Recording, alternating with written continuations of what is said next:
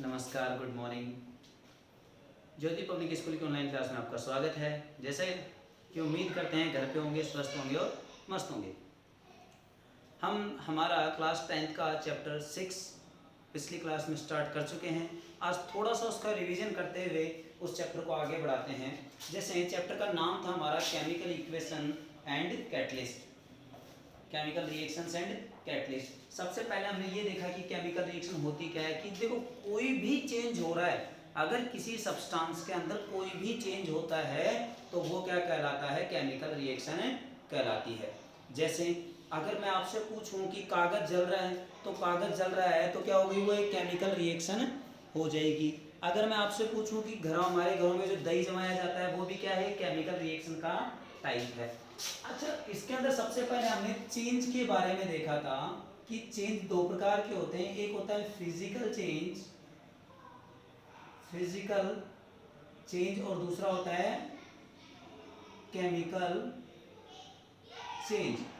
दो प्रकार के चेंजेस होते हैं। तो फिजिकल चेंज की हमने देखी थी कि फिजिकल चेंज के अंदर कोई भी नई चीज नहीं बनती है, लेकिन केमिकल चेंज में हमेशा नई चीज बनती है। ये जो फिजिकल चेंज होते हैं ये रिवर्सिबल होते हैं, लेकिन ये कैसे होते हैं, इरिवर्सिबल होते हैं। तो इस तरीके से हमने इसमें देखा था।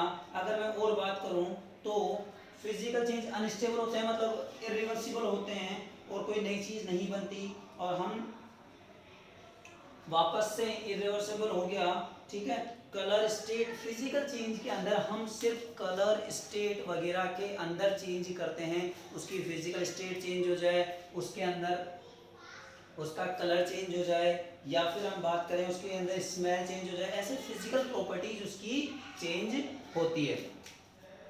आगे अगर हम चलते हैं तो हमारे पास इसमें अगला जो चीज थी वो थी केमिकल रिएक्शन। और केमिकल रिएक्शन के बारे में मैंने कल बताया था, कोई भी चेंज होता है तो वो क्या है, केमिकल रिएक्शन है। और उसी के अंदर हमारा अगला जो टॉपिक है वो आता है केमिकल इक्वेशन।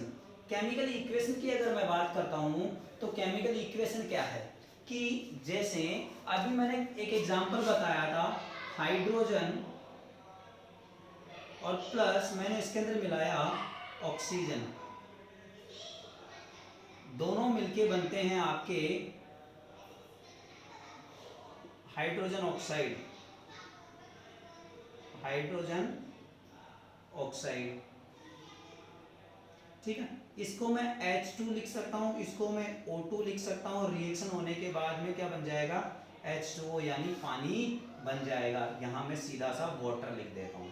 अब देखो, इतना बड़ा लिखने के बजाय मैंने एक, दो और दो, चार वर्ड के अंदर ही इस रिएक्शन को कंप्लीट कर दिया। तो ये क्या है कि सिंबॉलिक फॉर्म में, या फिर बात करूं मैं शॉर्ट फॉर्म में अगर मैं लिख रहा हूं तो वो क्या कहलाएगा, केमिकल इक्वेशन कहलाती है। अब केमिकल इक्वेशन जो है, जैसे एक और एग्जांपल देता हूं मैं आपको। मैंने लिखा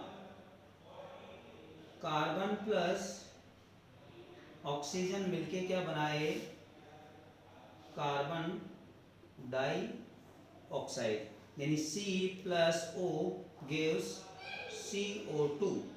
ठीक है, तो ये मैंने क्या किया, सिर्फ शॉर्ट फॉर्म में ही लिख दिया, इसका सिंबल लिख दिए। हमने इसका ये नहीं किया कि इतना बड़ा लिखो कार्बन प्लस ऑक्सीजन, ऐसे बहुत बड़ी बड़ी रिएक्शनें होती है, फिर उनके नाम हम बहुत बड़े, जैसे सोडियम हाइड्रोजन कार्बोनेट, जिसका अपन ने पिछले चैप्टर में देखा था NaHCO3। अब इसका नाम क्या होगा, सोडियम हाइड्रोजन कार्बोनेट, इतना बड़ा नाम हो गया, उसको हमने छोटा सा लिख के लिख दिया।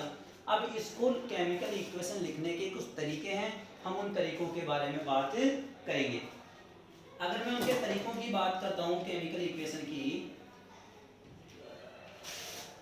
तो देखो, पहली बात तो केमिकल रिएक्शन के अंदर अगर मैं बात करूं तो क्या हमें क्या करना चाहिए, केमिकल इक्वेशन जो मैंने लिखी थी उसके अंदर मैंने दो चीजें बताई थी आपको। एक बताया था क्या, रिएक्टेंट, और दूसरा बताया था प्रोडक्ट। एक बताया था मैंने आपको केमिकल रिएक्शन के अंदर रिएक्टेंट, और दूसरा बताया था प्रोडक्ट।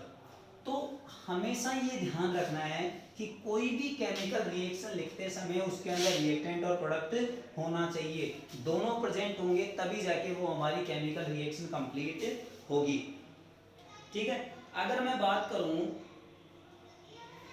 अब इनको लिखे कैसे, लिखने का तो इधर हमेशा हम क्या लिखते हैं, रिएक्टेंट, और एरो लगाते हैं और एरो के बाद हम लिखते हैं प्रोडक्ट। ठीक है, तो पहली चीज हो गई ये। अगर आपके रिएक्टेंट एक से ज्यादा है, अगर आपका रिएक्टेंट एक से ज्यादा है तो हम क्या करेंगे, उनको प्लस करके लिख देंगे। जैसे कार्बन प्लस ऑक्सीजन मिलके क्या बनाया, CO2, यानी प्लस का निशान लगा देंगे। आगे अगर हम बात करते हैं तो अब देखो थर्ड जो है, हमने एक चैप्टर लॉ देखा था, law of mass conservation. Law of mass conservation क्या कहता है कि जितने एटम्स यानी जितना मास रिएक्टेंट में था उतना ही मास किसमें होगा, आपका प्रोडक्ट में होना चाहिए। यही हमारा मास कंजर्वेशन, क्योंकि मास ना तो बनाया जा सकता ना ही खत्म किया जा सकता, केवल ये एक से दूसरे में बदल जाता है। अब ये कैसे हुआ कि मास कंजर्वेशन को हम कैसे समझे, तो अगर मैं मास कंजर्वेशन को आपको समझाऊं तो मैं कोई सा भी एक एग्जांपल ले लेता हूं। जैसे मैंने ले लिया NaCl और प्लस H2O। ठीक है, अब अगर मैं इसको बात करूं तो मास कंजर्वेशन इसका फॉर्मूला क्या बनेगा, NaOH plus HCl, NaOH plus HCl। अब देखो अगर मैं यहां बात करूं तो ये दो ये तो हमारी बैलेंस है। जितने नंबर ऑफ पार्टिकल्स जितने नंबर ऑफ पार्टिकल्स हमारे रिएक्शन के अंदर होंगे उतने ही नंबर ऑफ पार्टिकल्स हमारे किसमें होंगे, उसमें प्रोडक्ट में होने चाहिए, तभी जाकर हमारा क्या कहलाता है कि मास कंजर्वेशन कहलाता है। कई सारी ऐसी रिएक्शनें होती है जो अगर उनमें मास कंजर्वेशन हमारा सेटिस्फाई नहीं होता है तो हम उस रिएक्शन को फिर बैलेंस करके देखते हैं। अगली अगर मैं फोर्थ स्टेप की इसमें बात करता हूं तो जो फोर्थ स्टेप है वो ये कहती है कि रिएक्शन के अंदर हम नंबर ऑफ मॉलिक्यूल्स बैलेंस करने के लिए कम भी कर सकते हैं और बढ़ा भी सकते हैं, यानी कि हम हमारी मर्जी से वहां पर रिएक्शन को कंप्लीट करवा सकते हैं। अगर मैं अगली उसकी बात करता हूं तो अब रिएक्शन आपकी मान लो कोई रिएक्शन जो बैलेंस नहीं है, बैलेंस नहीं है जैसे कैसे नहीं है, मैंने आपसे बोल दिया कि प्रोपेन है, क्या है, प्रोपेन है, और इस प्रोपेन की रिएक्शन मैंने H2O के साथ करवा दी या मैंने ऑक्सीजन के साथ करवा दी, ऑक्सीजन के साथ करवा दी तो मेरा क्या बन गया, एक तो बन गया कार्बन डाइऑक्साइड प्लस H2O। अब मैं बात करूं कि प्रोपेन का मतलब होता है कि C3H8 ये होता है प्रोपेन, यानी तीन का C3H8 तीन कार्बन, ये लेकिन यहाँ तो एक ही है, तो हम क्या करेंगे इसको बैलेंस करेंगे। और बैलेंस क्योंकि बैलेंस नहीं है, हाइड्रोजन यहाँ पे 8 है, इधर तो 2 ही है, ऑक्सीजन इधर 2 है, इधर 3 है, तो ये रिएक्शन हमारी बैलेंस नहीं हो रही। तो फिर हम किसी भी रिएक्शन को बैलेंस करते समय सबसे पहले याद रखना है कि ऑक्सीजन या फिर हाइड्रोजन को बैलेंस करेंगे, या तो हाइड्रोजन बैलेंस करेंगे पहले या ऑक्सीजन बैलेंस करेंगे। अच्छा, अगर इस रिएक्शन की मैं बात करता हूं तो सॉरी, हाइड्रोजन और ऑक्सीजन को छोड़कर बाकी चीजों को सबसे पहले बैलेंस किया जाता है। थोड़ी सी फ्लो के अंदर उल्टी चीज बोल दी मैंने, तो क्या होगा कि सबसे पहले ऑक्सीजन और हाइड्रोजन को छोड़ के बाकी की चीजों को बैलेंस किया जाता है। तो इसमें ऑक्सीजन ये रहा, हाइड्रोजन ये रहा, दोनों को अगर मैं छोड़ दूं तो बचा कौन, कार्बन। इधर कार्बन कितने हैं, 3, तो मैं यहाँ 3 लगा सकता हूँ ना, 3 × 1 × 3 कितने हो जाएंगे, 3 कार्बन। अच्छा, कार्बन तो बैलेंस हो गया। अब मैं बात कर लेता हूँ हाइड्रोजन की, तो हाइड्रोजन इधर है 8 और इधर है 2, तो अगर मैं यहाँ पर 4 लगा देता हूँ तो क्या मेरा हाइड्रोजन बैलेंस हो जाएगा, बिल्कुल हो जाएगा हाइड्रोजन। अब मैं ऑक्सीजन पे आ जाता हूँ सबसे लास्ट में, तो ऑक्सीजन की अगर मैं बात करूँ तो इधर तो कितने हैं, 2 हैं, और इधर कितने हैं, 3 × 2 = 6 और 4, क्योंकि 4 यहाँ है तो 4 तो होंगी, तो 6 + 4 = 10 हो गई। यहाँ कितना है, तो ये हमारी रिएक्शन क्या हो जाएगी, बैलेंस हो जाएगी। तो इस तरीके से हमें किसी भी रिएक्शन को क्या करना होता है, बैलेंस करना होता है। अब जब आपकी रिएक्शन बैलेंस हो जाएगी तो उसके बाद में अब हमें क्या करना है, इनके फिजिकल स्टेट के बारे में बात करते हैं कि जैसे फिजिकल स्टेट को हम क्या करते हैं, जैसे ये किस में होगा, गैस में होगा, ये किस में होगा, गैस में, कार्बन डाइऑक्साइड किस में होगी, गैस में, और वाटर किस में होगा, लिक्विड में। तो इस तरीके से हम क्या करेंगे, उनकी ब्रैकेट के अंदर उनके आगे क्या लिख देंगे, स्टेट, उनकी फिजिकल स्टेट हम जानकारी दे देते हैं।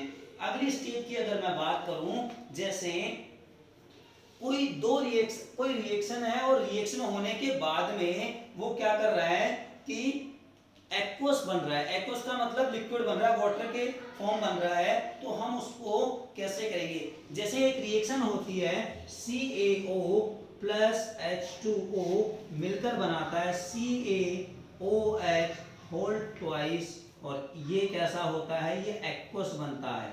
तो हमने ब्रैकेट में क्या लगा दिया, इसके CaO यानी जो चूना होता है वो कैसा होता है, हमारा सॉलिड स्टेट में होता है, वाटर हमारा लिक्विड स्टेट में होता है, वो कैसा बन जाएगा, हमारा एक्वस हो जाएगा। तो ये कुछ स्टेप्स हैं। इसके बाद में अगर मैं बात करूं आगे, तो अगर कोई रिएक्शन रिवर्सिबल है, रिवर्सिबल का मतलब कि देखो ये मैंने लिखा आइस, और आइस को मैंने हीट किया तो क्या बन गया, वाटर बन गया, और वाटर को मैंने वापस से फ्रीज कर दिया, तो ऐसे डबल एरो से किसी भी रिएक्शन के डबल एरो लगा हुआ है तो उसका मतलब क्या हुआ कि वो रिएक्शन कैसी है, वो रिएक्शन आपकी क्या है, रिवर्सिबल रिएक्शन होगी। अगर और बात करें तो एक रिएक्शन से हमें क्या जानकारी मिल सकती है कि जैसे आपने रिएक्शन के अंदर आपको कोई टेम्परेचर चाहिए, जैसे आप हीट कर रहे हो, या फिर अब जैसे अगर मैं बात करूं कि यहां से यहां 0 डिग्री पे आ जाएगा, या फिर अगर मैं कहूं कि यहां से मैंने इसको कर लिया वाटर वेपर के अंदर, वाटर वेपर में, तो इसके लिए मुझे कितना चाहिए, 100 डिग्री सेल्सियस चाहिए। तो जो भी टेम्परेचर या प्रेशर मुझे चाहिए होता है वो मैं इन एरो के ऊपर लगा देता हूं। तो अगली स्टेप का हमें ये ध्यान रखना है। दूसरी चीज, एक और स्टेप में अगर मैं कोई कैटलिस्ट ले रहा हूं, या फिर मैं कोई भी रिएक्शन करवाने के लिए जैसे मैं कैटलिस्ट ले रहा हूं, जैसे मैं कह दूं कि H2 plus N2 gives Fe और NH3 अमोनी, हाबर प्रोसेस इसको हम करते हैं। तो ये जो मैंने इसके अंदर कैटलिस्ट लिया, और कैटलिस्ट क्या होता है, कैटलिस्ट होता है किसी भी रेट ऑफ रिएक्शन को कम कर दे या बढ़ा दे, किसी भी रेट ऑफ रिएक्शन, मान लो कोई रिएक्शन है जो 10 मिनट में हो रही है, अब 10 मिनट बहुत टाइम है, ऐसी कई सारी रिएक्शनें होती है जो जिनके लिए बहुत सारे महीने लग जाते हैं, साल लग जाते हैं। अब हम चाहते हैं वो रिएक्शन जल्दी हो जाए, तो फिर हम उसके अंदर क्या क्या डाल देंगे, पॉजिटिव कैटलिस्ट डाल देंगे, जो उस रिएक्शन को क्या करेगा, जल्दी कर देगा। कई सारी रिएक्शनें ऐसे भी होती है जो बहुत फास्ट होती है, हम उनकी स्टडी नहीं कर पाते, तो स्टडी नहीं कर पाते तो उसके लिए हमें क्या करना पड़ेगा, उसमें नेगेटिव कैटलिस्ट डालना पड़ेगा, नेगेटिव कैटलिस्ट डालना पड़ेगा, जिसकी वजह से क्या होगा कि वो रिएक्शन क्या होगी, थोड़ा टाइम लेकर के कंप्लीट होगी। तो इस तरीके से हमें उस रिएक्शन को आगे बढ़ाना है। अब अगर मैं बात करूं, कई सारी ऐसी रिएक्शनें होती है जिनके अंदर या तो हमें हीट देने की जरूरत पड़ती है, या फिर उन रिएक्शन होती है तो उसमें हीट निकलती है। जैसे आपने देखा होगा, जब कभी भी आपने पानी के अंदर डिटर्जेंट डाला होगा और उसको हाथ से हिलाया होगा तो पानी थोड़ा सा गर्म हो जाता है, वो उसका मतलब क्या है, देखो रिएक्शन दो प्रकार की होती है, एक होती है हीट के बेसिस पे एंडोथर्मिक, और दूसरी होती है एक्सोथर्मिक। एंडोथर्मिक रिएक्शन की मैं बात करूं तो जैसे हम खाना बनाते हैं, यानी कि हम सब्जी बना रहे हैं तो उसके लिए हम हीट करते हैं, उसको हीट करते हैं, यानी कि वो कैसा हुआ आपका एंडोथर्मिक। लेकिन कई सारी रिएक्शनें आपकी ऐसी होती है जिनके अंदर क्या होता है कि हीट अपने आप बाहर निकलती है। जैसे अभी मैंने बताया था आपको, कौन सी बताई थी कि जैसे सोडा या डिटर्जेंट को मैं किस में डालूं, पानी में डालूं, तो वो क्या होगा, उसमें से हीट बाहर निकलेगी। तो ये जो रिएक्शन होगी वो कौन सी होगी, एक्सोथर्मिक रिएक्शन। तो इनको हम कैसे लिखते हैं,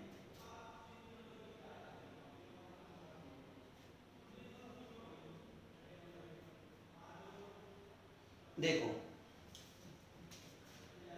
कोई रिएक्शन है N2 plus H2 gives NH3, अब आप बोलोगे सर ये तो बैलेंस ही नहीं है, तो बैलेंस हम कर लेंगे ना। हमने क्या देखा था सेकंड पॉइंट की, हम हमारी मर्जी से उसको बैलेंस कर सकते हैं। नंबर ऑफ एटम्स उसके अंदर हम ऐड या कम कर सकते हैं। तो देखो नाइट्रोजन यहाँ 2 है लेकिन यहाँ तो एक ही है, तो मैंने यहाँ पर क्या कर दिया 2 लगा दिया, हो गया नाइट्रोजन 2। अब देखो अब हाइड्रोजन की बारी, अब हाइड्रोजन की बारी, तो 3 2 जा 6, इधर इधर कितने हैं 2 ही है, तो यहाँ पर कितना लग जाएगा 3। अब इस रिएक्शन के अंदर क्या होता है कि कुछ अमाउंट में हीट बाहर निकलती है और उसको हम लिखते हैं delta equals two plus 10.5 kilo calorie पर मोल। क्या लिखते हैं डेल्टा प्लस 10.5 किलो कैलोरी पर मोल, हम इसको लिख देंगे। ऐसे ही एक और रिएक्शन होती है N2 plus O2 gives NO2, और ये रिएक्शन हमें करवाने के लिए क्या करना पड़ता है, हमें उसको हीट करना पड़ता है। तो इसके लिए जो है आपका वो है -21.6 किलो कैलोरी पर मोल। ठीक है, तो जब भी रिएक्शन एंडोथर्मिक या एक्सोथर्मिक होगी, एंडो का मतलब हम इसमें ऐड कर रहे हैं तो इसके आगे आ जाएगा माइनस का साइन, और जिसमें हीट बाहर निकलेगी उसको हम क्या करेंगे प्लस से डिनोट करेंगे, यानी कि उसमें से हीट हो जाएगी बाहर, तो वो रिएक्शन कौन सी हो जाएगी आपकी एक्सोथर्मिक रिएक्शन हो जाएगी। तो इस तरीके से हमारे ये कुछ स्टेप्स है जिनका हमें ध्यान रखते हुए आगे बढ़ना है। अब देखो इतनी सारी चीजें हमने देख ली, तो हमें ये भी तो पता होना चाहिए कि कोई रिएक्शन लिखी हुई है, उस रिएक्शन से हमें क्या क्या जानकारी मिल सकती है। तो उस रिएक्शन से देखो मैं आपके सामने एक रिएक्शन लिखता हूं, फिर आप मुझे बताना कि उससे हमें क्या क्या जानकारी मिल रही है। मैं लिख देता हूँ, यही रिएक्शन रहने देते हैं। इसके बाद में मैंने यहाँ पर एक तो 700 से लेकर के 700 केल्विन 200 एटीएम और 200 एटीएम, और दूसरी अगर मैं बात करूँ तो निकल। अच्छा मैं इसको दोबारा ही लिख देता हूँ वापस से। देखो N2 और नाइट्रोजन किसमें होती है गैस फॉर्म में, प्लस H2 और ये भी कौन सी फॉर्म में होता है गैस फॉर्म में। ये जब रिएक्शन होती है तो ये कौन 700 केल्विन या 200 एटीएम प्रेशर पे निकल की प्रेजेंस मैंने डाल दी, और क्या बनता है NH3 बनता है ये, और अमोनिया जो होता है ये कैसा होता है आपका गैस फॉर्म में होता है। और साथ में मैंने यहाँ लिख दिया प्लस 10.5 किलो कैलोरी पर मोल। अब अगर मैं इस रिएक्शन को देखता हूं तो इस रिएक्शन से मुझे क्या क्या जानकारी मिल रही है। देखो पहली बात, सबसे पहले हम बात करते हैं नंबर ऑफ मोल्स की। तो इधर नंबर ऑफ मोल्स कितने थे 1 और 3 और 1 4 उधर थे, लेकिन इधर अमोनिया के कितने मोल बन रहे हैं 2 मोल। तो एक जानकारी तो हमें ये मिल गई कि नंबर ऑफ मोल्स के बारे में, नंबर ऑफ एटम्स के बारे में, मॉलिक्यूल्स के बारे में सारी हमें जानकारी किससे मिल जाती है रिएक्शन से मिल जाती है। दूसरी अगर मैं बात करूं तो देखो ये देख लिया, अब यहां आ जाओ तो इनकी फिजिकल स्टेट के बारे में भी हमें जानकारी क्या होती है प्राप्त होती है कि ये कौन सी फॉर्म में है, सॉलिड में है, लिक्विड में हो रही है रिएक्शन, या गैस में ये रिएक्शन हो रही है, वो चीजें भी हमें इससे मिल जाती है। तीसरी चीज की मैं बात करूं, यहां देख लिया ये देख लिया, अब आ जाता है हमारे टेम्परेचर या प्रेशर या फिर कैटलिस्ट, उन चीजों की भी हमें इस रिएक्शन से जानकारी मिल रही है। कैटलिस्ट कौन सा, फिर अगर ये एरो डबल बने हुए तो इसका मतलब ये कैसी रिएक्शन होगी रिवर्सिबल है या फिर इरिवर्सिबल है, वो चीजें भी हमें जानकारी इस रिएक्शन से मिल जाती है। तो 4 चीजें हो गई, और 5वीं चीज आ जाओ ये रिएक्शन एक्सोथर्मिक है या एंडोथर्मिक है। ये सारी चीजें हमें एक रिएक्शन से प्राप्त हो जाती है। चलिए आगे थोड़ा सा बढ़ते हैं। ये तो हमारी होगी, इसकी क्या क्या जानकारी मिल रही है, number of moles, atom, molecule, पहली चीज। तो दूसरी चीज मैं बात करूं इनके स्टेट की, यानी कौन से स्टेट में आपकी रिएक्शन हो रही है। तीसरी चीज इसके किसकी इसके अंदर हम एटीएम ले रहे हैं, प्रेशर ले रहे हैं, या फिर हम इसके अंदर जो भी कैटलिस्ट वगैरह लेंगे उसकी जानकारी हमें मिल जाती है। चौथी चीज इसकी रिवर्सिबिलिटी, सॉरी, चौथी जो चीज है वो हमें किसकी, इसकी रिवर्सिबिलिटी है या नहीं है। ये केवल यूनिडायरेक्शन होता तो केवल एक लाइन होती, लेकिन ये दोनों डायरेक्शन में होगी तो ये दो लाइनें होगी। और चौथी चीज हमें, पांचवी चीज हमें क्या मिलती है, इसके एक्सोथर्मिक या एंडोथर्मिक होने की जानकारी भी हमें मिलती है। चलिए थोड़ा और आगे बढ़ते हैं, और अब ये हमने इसकी प्रॉपर्टीज देख ली, तो हम एक बार इसकी लिमिटेशंस भी देख लेते हैं। लिमिटेशंस यानी इसकी कमियां जो रह गई वो क्या क्या है।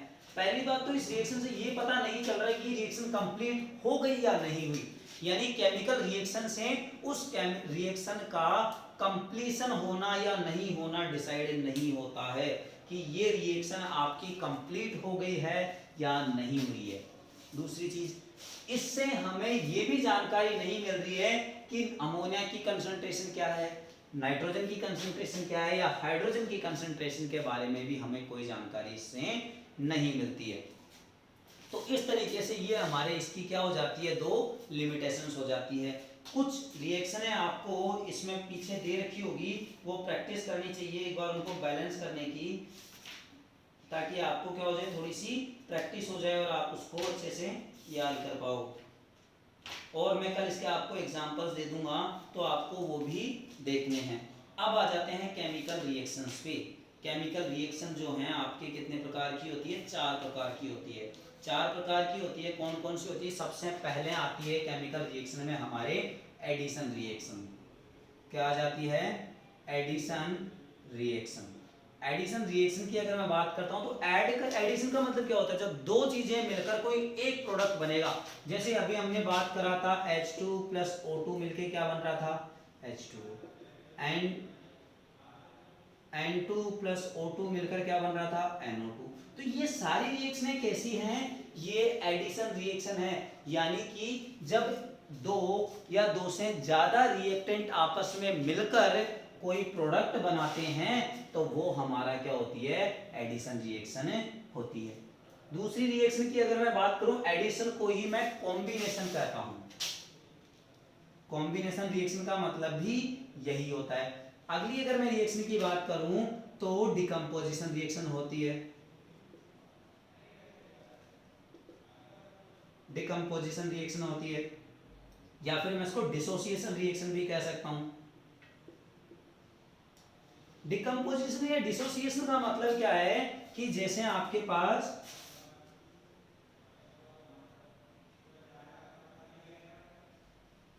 कैल्शियम कार्बोनेट था और ये टूटकर क्या बना, CaO प्लस CO2, यानी रिएक्टेंट आपके पास एक ही था लेकिन प्रोडक्ट कितने बन गए, दो बन गए। तो ऐसी रिएक्शन जिसके अंदर एक रिएक्टेंट से दो चीजें बन जाए वो क्या कहलाता है हमारा, दो या दो से ज्यादा। लेकिन इसमें क्या होना चाहिए, रिएक्टेंट हमेशा एक ही होना चाहिए, वही टूटकर क्या बनेगा, दो या दो ज्यादा हमारे पास रिएक्टेंट बन जाएगा। जैसे अगर मैं और बात करूं आपको तो HBr है और इसके हमने दो मोल ले रखे हैं, और ये जब टूटा तो ये टूटा H2 प्लस Br2। क्या ये डिकम्पोजिशन रिएक्शन है, बिल्कुल डिकम्पोजिशन रिएक्शन है, क्योंकि एक ही प्रोडक्ट था और एक प्रोडक्ट से एक ही रिएक्टेंट था, एक रिएक्टेंट से कितने प्रोडक्ट बन गए, दो प्रोडक्ट बन गए। तो ये रिएक्शन होती है हमारी डिकम्पोजिशन रिएक्शन। तीसरी टाइप की जो रिएक्शन है वो है हमारी डिस्प्लेसमेंट रिएक्शन। कौन सी है, डिस्प्लेसमेंट रिएक्शन। डिस्प्लेस, अब देखो आपको मैं एक एग्जांपल देता हूं कि जैसे मान लो आपकी नॉर्मल हेल्थ है और आपसे क्लास में जो सबसे ताकतवर बच्चा है वो थोड़ा लेट आता है और आप बैठे हो फर्स्ट सीट पे, और उसको कहाँ बैठना है, फर्स्ट सीट पे बैठना है। तो वो क्या करेगा आपको, क्योंकि वो ज़्यादा पावरफुल है तो वो आपको अपनी जगह से हटाकर आपकी जगह पे खुद बैठ जाएगा। यानी कि उसने आपको क्या किया, डिस्प्लेस किया। यानी कि जो ज़्यादा रिएक्टिव मेटल होगा वो कम रिएक्टिव को, जो ज़्यादा रिएक्टिव होगा यानी जिसके पास ज़्यादा एनर्जी होगी वो कम एनर्जी वाले को यानी कि लेस रिएक्टिव मेटल को हटाकर उसकी जगह खुद ले लेता है। खुद ले लेता है। जैसे अगर मैं आपको कोई एग्जांपल दूं तो आपने देखा होगा CuSO4 यानी कॉपर सल्फेट, और इसके साथ मैंने ले लिया क्या, जिंक। तो ये क्या होगा, ये जिंक ज्यादा रिएक्टिव है, तो जिंक ज्यादा रिएक्टिव होने की वजह से क्या होगा, ये कॉपर को अपनी जगह से हटाकर क्या बना लेगा, ZnSO4 प्लस। समझ में आई बात, यानी कि ये अपनी जगह से, क्योंकि जिंक ज्यादा पावर रिएक्टेंट था, रिएक्टिव था, तो इसको CuSO4 कॉपर को यहाँ से डिस्प्लेस किया और खुद कहाँ आके बैठ गया, आपको SO4 यानी सल्फेट के साथ में आकर बैठ गया। तो इस तरीके से जो रिएक्शन होती है,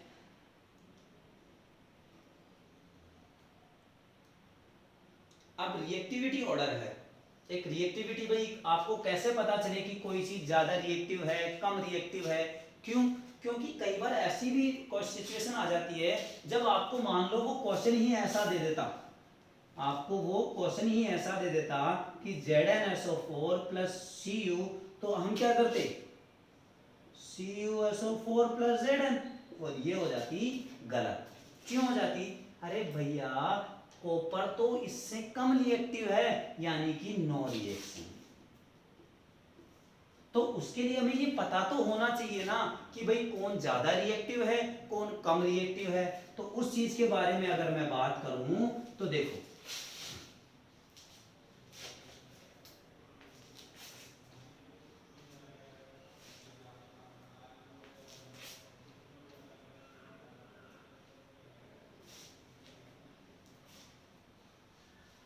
कुछ सेलेक्टिव एटम्स हैं, उन्हीं की हमें याद करनी है। जैसे देखो,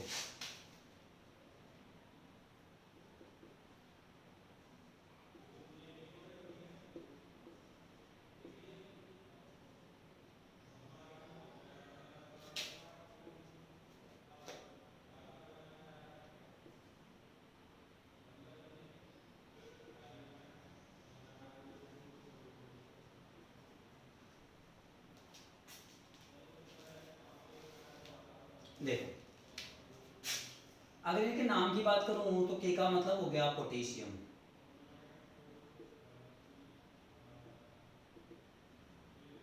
Na का मतलब हो गया सोडियम, कैल्शियम का मतलब calcium, magnesium, aluminium, zinc, Pb जो है आपका लीड हो गया, Pb लीड हो गया, H हाइड्रोजन हो गया, कॉपर हो गया, मरकरी हो गया, Ag सिल्वर हो गया और Au गोल्ड हो गया।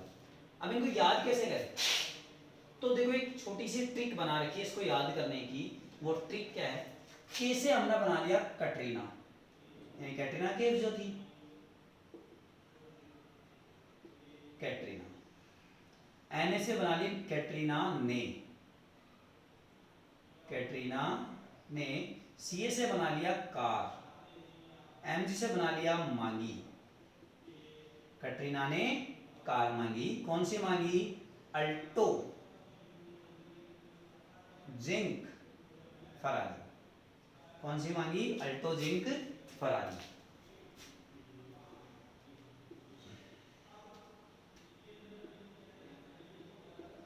कौन सी मांगी, फिर भी हमें क्यों मिली, और यहां तक याद करो इसको, लास्ट में तो वैसे याद रहेगा। देखो सी का मतलब हो गया कैटरीना, ने का मतलब हो गया Na, सी का मतलब हो गया कार, Mg का मतलब मांगी, अल्टो ALTO एल्यूमिनियम, और जिंक का मतलब जिंक, फरारी हमने साथ में दिया हुआ है, Pb यानी फिर भी, H का मतलब हमें, Cu का मतलब क्यों यानी कॉपर, और Hg यानी मरकरी जो होती है, उसको हमने किसे नोट कर लिया, M से कर लिया। ठीक है, तो कैटरीना ने कार मांगी, अल्टो, जिंक, फरारी, फिर भी हमें क्यों मिली, गोल्ड, सिल्वर ऑर्नामेंट। यानी मांगी तो कार थी लेकिन मिले क्या उसको, ऑर्नामेंट्स मिले। तो इस तरीके से हम इस रिएक्टिविटी को, अब इसको रिएक्टिविटी देखो सबसे ज्यादा रिएक्टिव है ये, तो जैसे जैसे डाउन द ग्रुप आएंगे रिएक्टिविटी इनकी कम होती जाएगी, रिएक्टिविटी इनकी डिक्रीज होती जाएगी, और अगर हम ऐसे जाते हैं तो रिएक्टिविटी इनकी इंक्रीज होती है। तो इस तरीके से हम याद रख सकते हैं। अभी देखो हमने कॉपर और जिंक का देखा था, नीचे आ रही तो रिएक्टिविटी कम हो रही है, और हमने किसका देखा था, हमने लिखा था CuSO4 और साथ में Zn। अब Zn तो यही आ रहा था, ज्यादा रिएक्टिव है, ज्यादा रिएक्टिव तो इसको हटा देगा, लेकिन ZnSO4 ये कॉपर है, जिंक को नहीं हटा पाता। क्यों नहीं हटा पाता, क्योंकि लेस रिएक्टिव है। तो ये हमारी रिएक्शनें हो जाती है। उसके बाद में जो अगली टाइप की रिएक्शन है वो हम नेक्स्ट क्लास में करेंगे। आज के लिए इतना ही। वीडियो पसंद आए तो लाइक करें, शेयर करें और सब्सक्राइब करें। उम्मीद करते हैं घर पे होंगे, स्वस्थ होंगे और मस्त होंगे। ज़्यादा से ज़्यादा घर पे ही हमें रहना है और अपनी पढ़ाई को जारी रखना है। धन्यवाद।